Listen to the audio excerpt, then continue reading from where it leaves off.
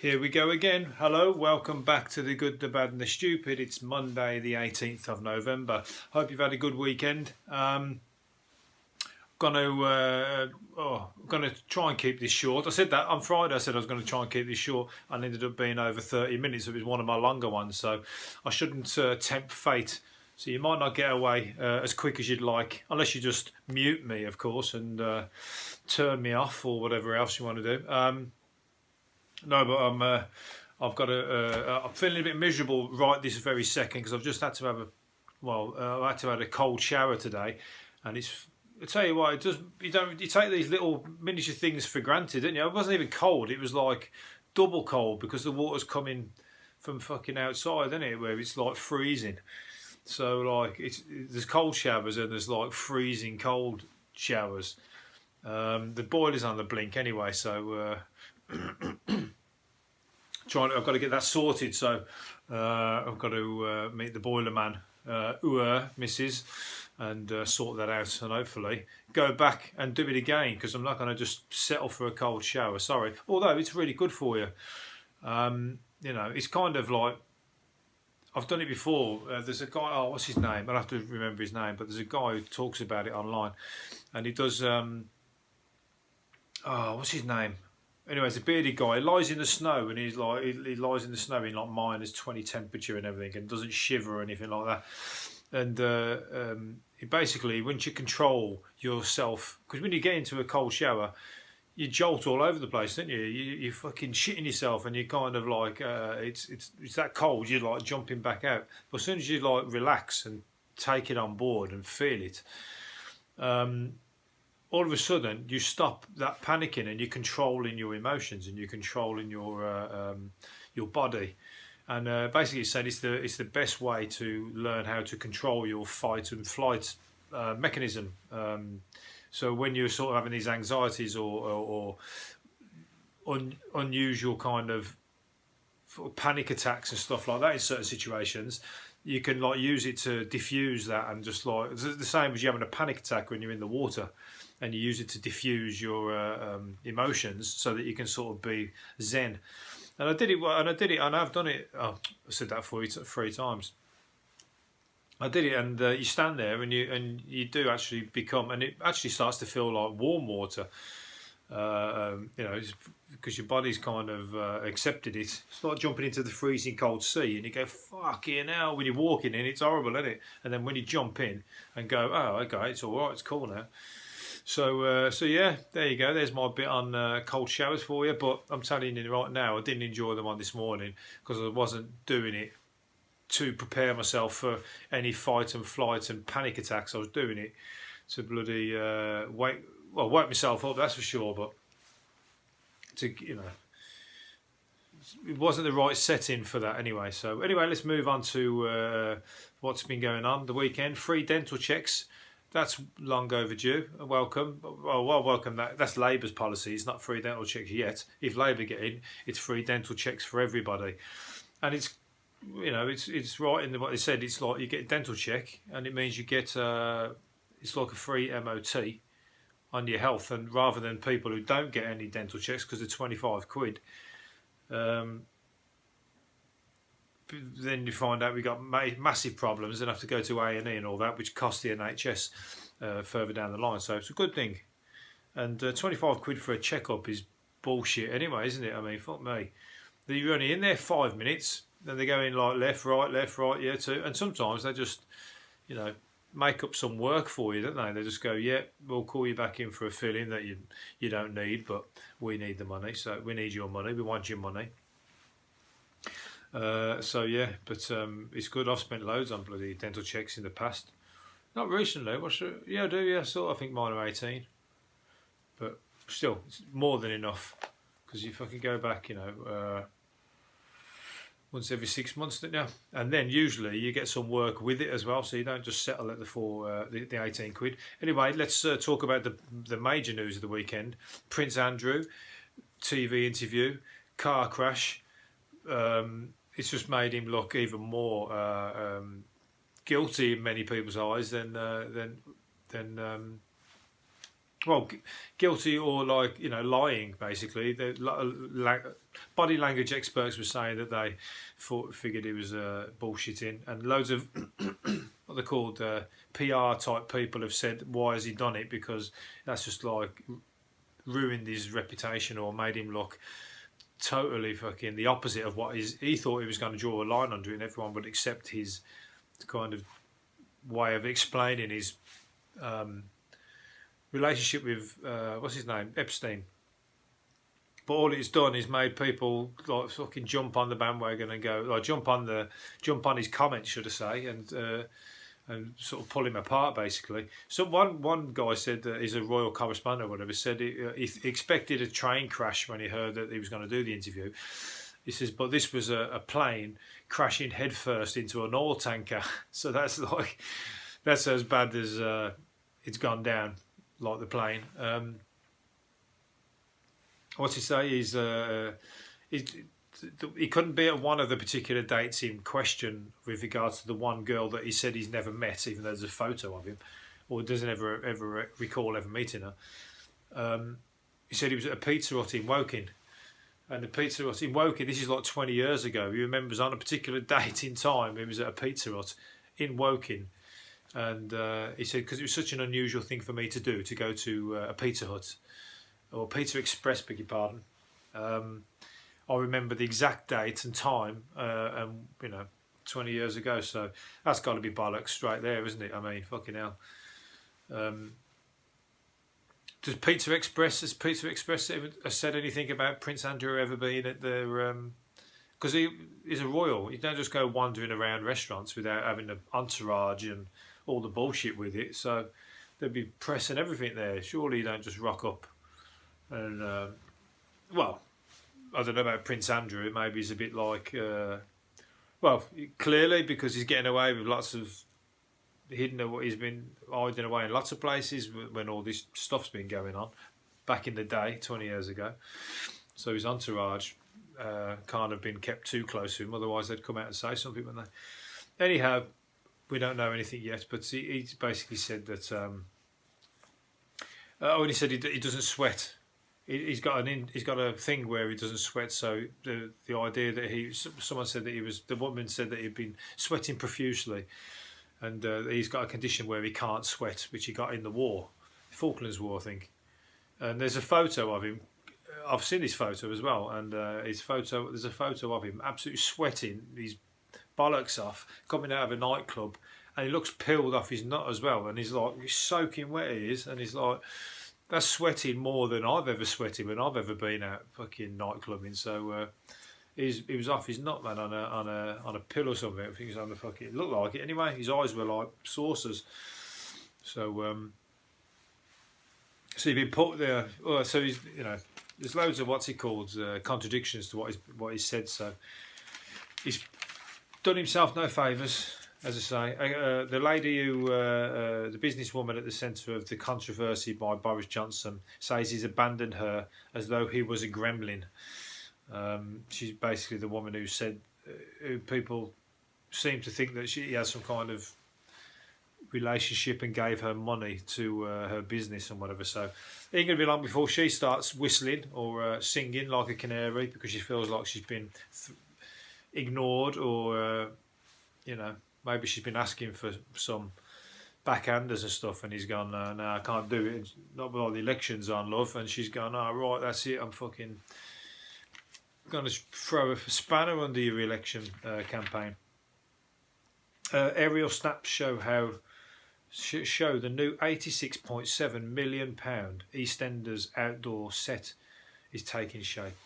EastEnders had £86 million to build a new set. Surely it's going to look exactly the same as the original EastEnders set, isn't it? Because otherwise, somebody's going to say, "Oh, how come the streets all changed in the middle of the TV program that's been running for 30 years?"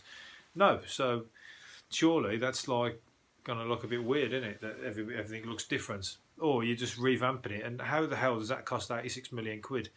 More backhanders. You mark my word, some people are making a lot of money out of these kind of bullshit refurb for no reasons. So it's basically it just got weird actually. It's like a big because Walford, it's a made up place. Is Walford even real? Walford in London? Oh, they've just made it up. Anyhow, I don't watch that programme, so I'm never going to see the streets, and I'm happy about that. Depressing, EastEnders, fucking hell.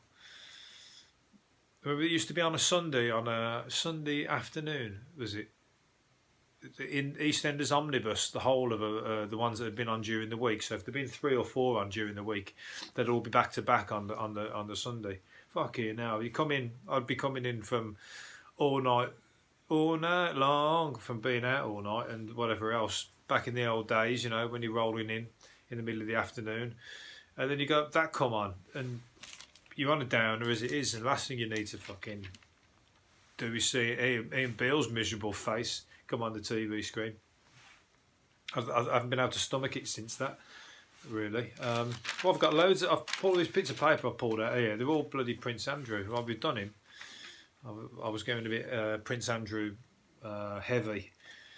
Ex-Liverpool ace Robbie Fowler let rip at high street stores for selling his new book too early, claiming it would be in the bargain bin by Christmas.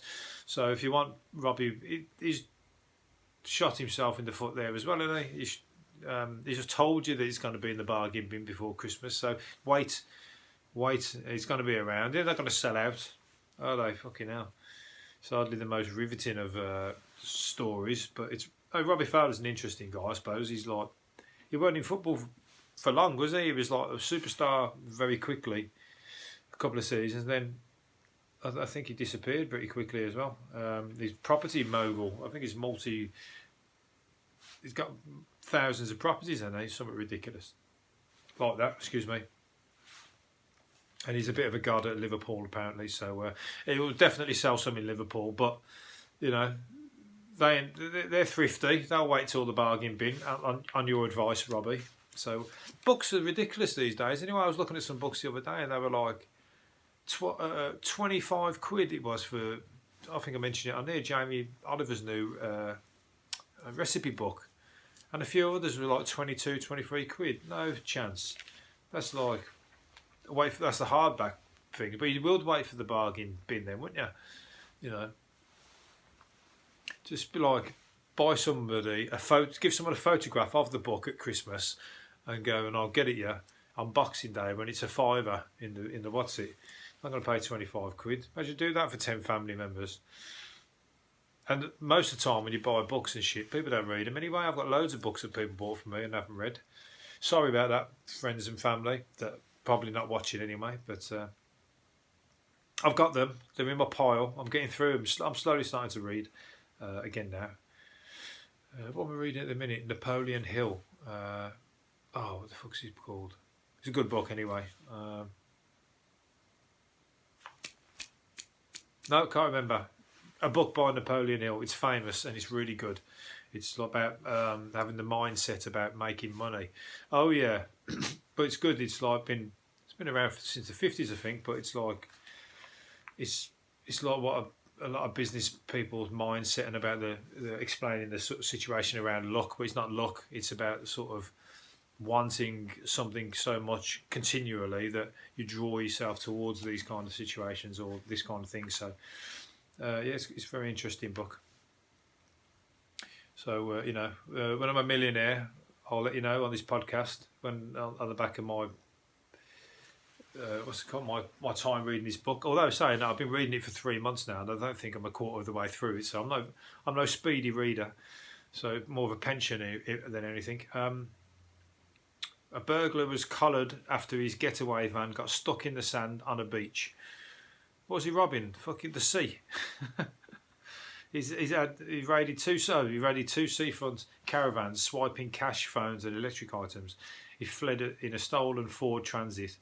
But he found him stranded on the Isle of Sheppey. Probably saved his fucking life, if anything. He might have had the tide coming in, and when he gets swallowed up, it's no laughing matter. It's dangerous. So he's probably stuck and all mad at they burglars. Fucking rob anything, swiping cash, phones, and electric items. Well, we don't know exactly what he's got there, but he's probably got a few walkie-talkies, a tenner in petty cash. Well worth it. You know what I mean? You hardly fucking what's it called? one of these. Oh, what's that? The Pink Panthers, the ones who rob all the jewellery stores around the world, and you've still never been caught. And they're going around to different countries and they do a jewellery heist.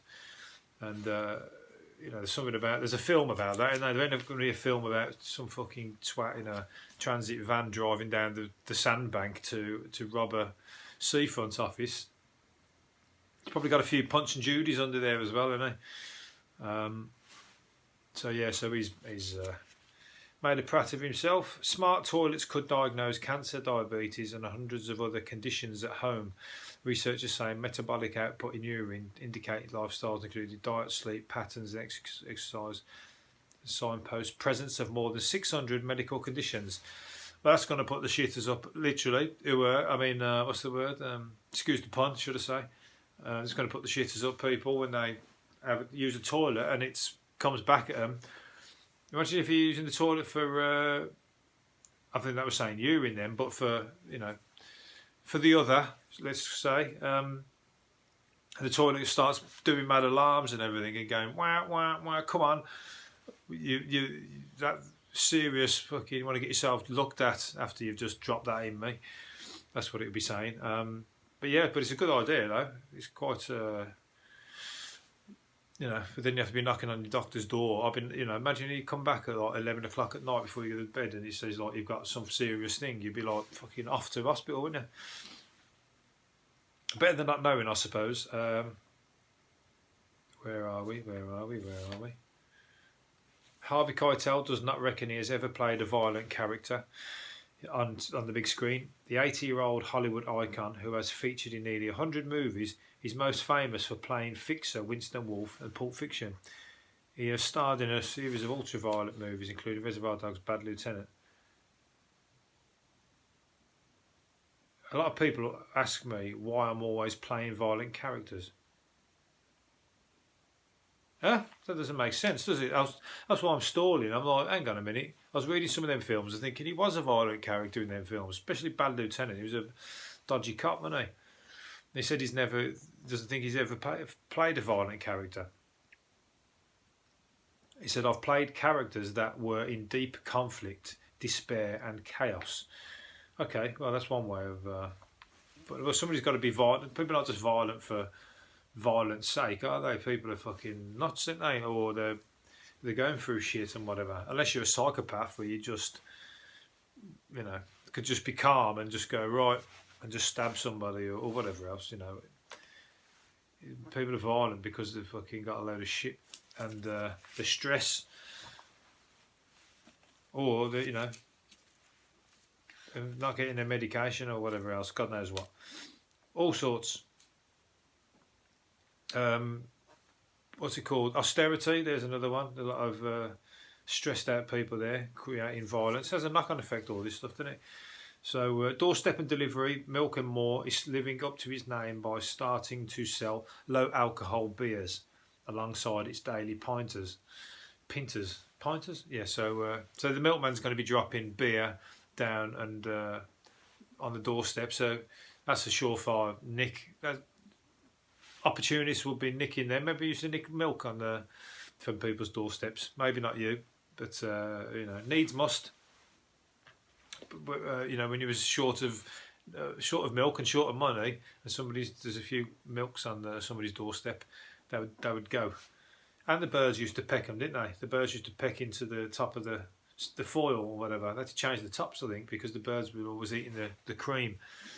So beers are coming. That means the milkman's going to be knocking for the ladies, the single ladies or whatever, with a 4-pack of Skull or whatever else, trying to work his magic. The milkman was always classed as a the sexy dude, wasn't he? But have you seen milkmen? They ain't sexy.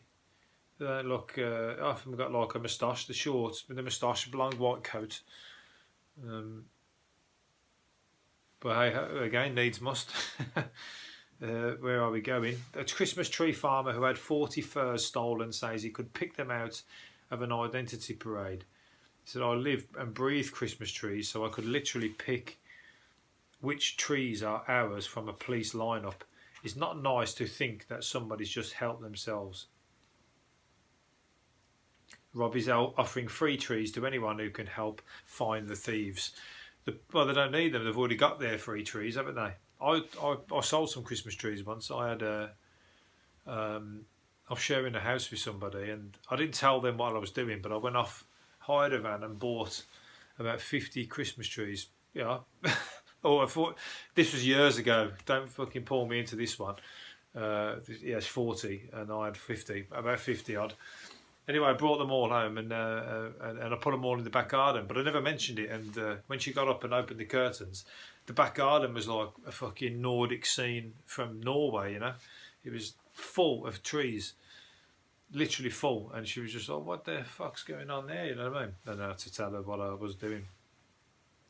It's funny because when I bought them all, there were some that were good, there were some that were okay, and there were some that were just real shit. So when I got down to the last 10, they were missing loads of the branches and everything, and there was just like one at the top to put the bauble on. My mate asked me to deliver one, and I dropped it round to him, and he sent me a message going, where's the fucking rest of it? Because he wasn't in when it got dropped off, so I was lucky.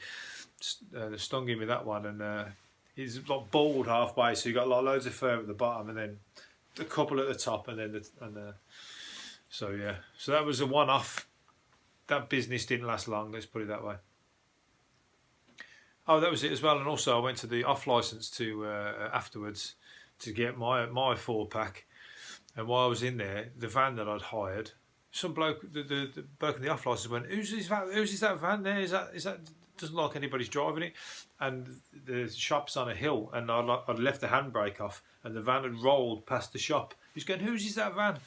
I was like, oh, fucking hell, it's mine. And he's running past the shop, and I had to chase after it and jump in and do a bloody move to catch it and stop it crashing into some cars. So fucking nightmare.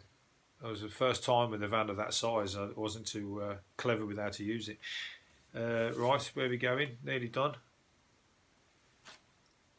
Most of us notice that our bodies are beginning to fail us in our 40s. Knees start to creak at 47. Hearing drops off at 49, and back starts to irritate from 44. Ankles weaken at 47, and joints start aching at 49. Onwards and onwards and onwards. Well, some people have had that, many longer than that, and there's lots of people who don't even have any of that as they got older. They just looked after themselves, so that's one thing to bear in mind. But yeah, you do. I suppose you start listening. You start feeling it more, don't you? You definitely start. I'm feeling this fucking weekend more, and I've hardly done anything. But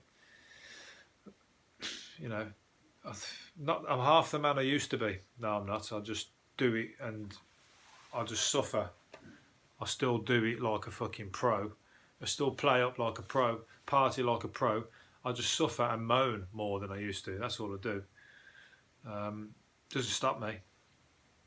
A super tough adventurer has run 2,620 miles barefoot down the UK. Why? He's basically said he set off from the Shetland Isles and reached the finishing line in Wimbledon in London yesterday. Why didn't he go, well, if he's going to do it, why don't he just do it from Land's End to John O'Groats? Why have you just gone Shetland to Wimbledon? That's a random kind of distance, isn't it? It's like shit distance. Well, it's a long way. 2,620 miles. That's not even. He must have gone back as well. Surely that's not 2,600 between Shetland and Wimbledon.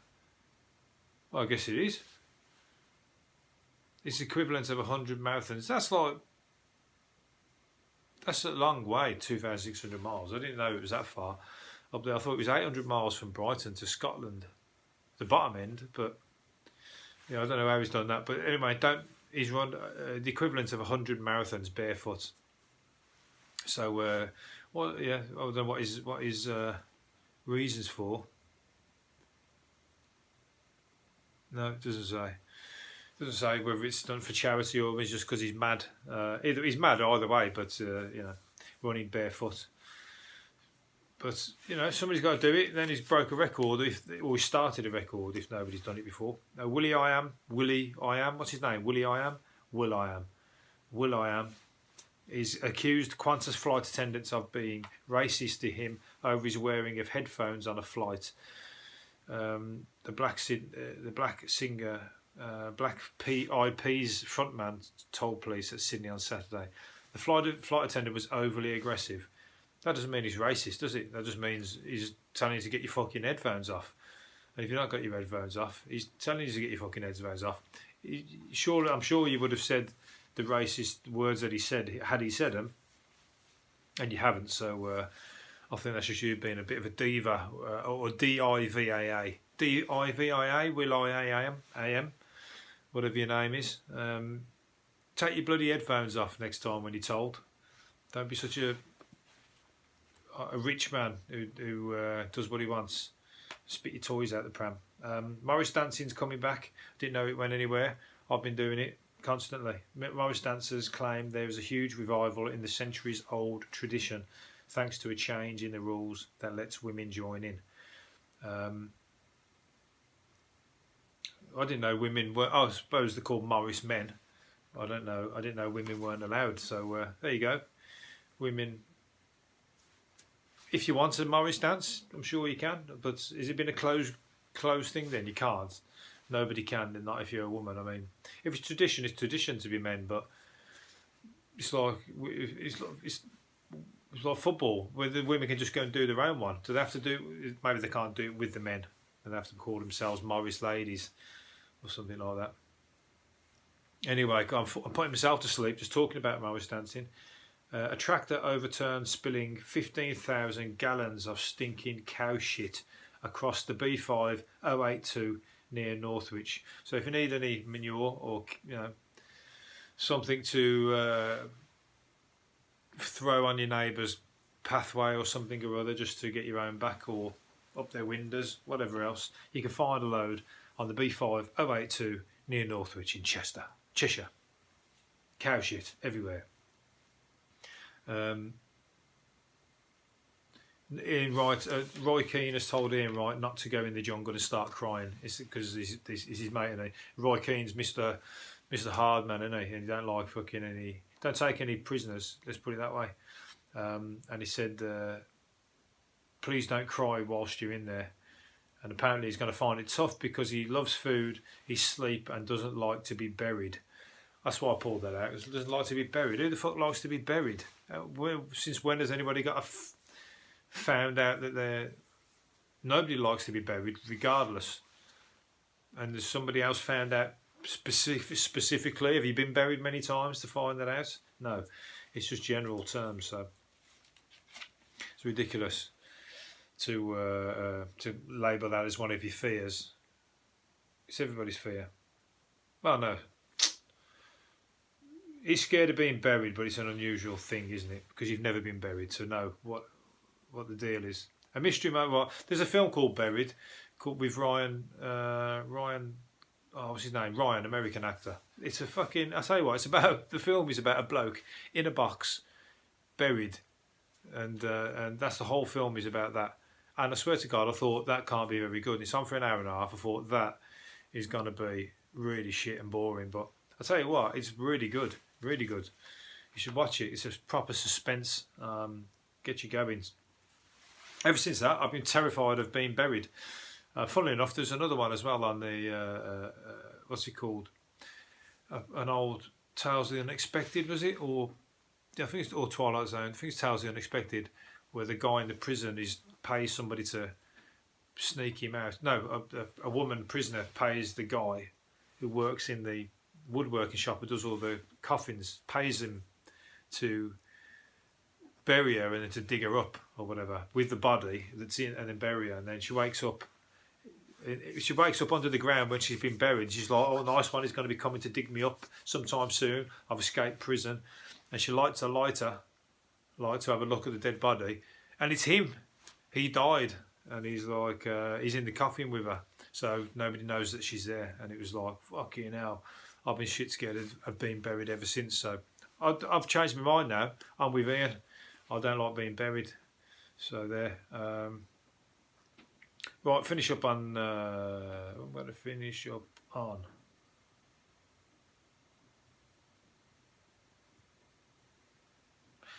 No, the Pizza Express in Woking was packed yesterday after Prince Andrew revealed he has dined there in 2001. So Pizza Express in general is in the shit, isn't it? It's going into administration, or it's financially ruined or whatever. Prince Andrew might have single-handedly saved the day, because they're packing it out and everyone's leaving them reviews related to the raw things. They'll probably bring out a Prince Andrew pizza now. Although saying that would be very, very, very bad taste. Right, I'm going to leave it there. Again, I said I was going to keep it short. It's gone on 30 minutes. Sorry about that. I'll see you again tomorrow. See you later. Bye.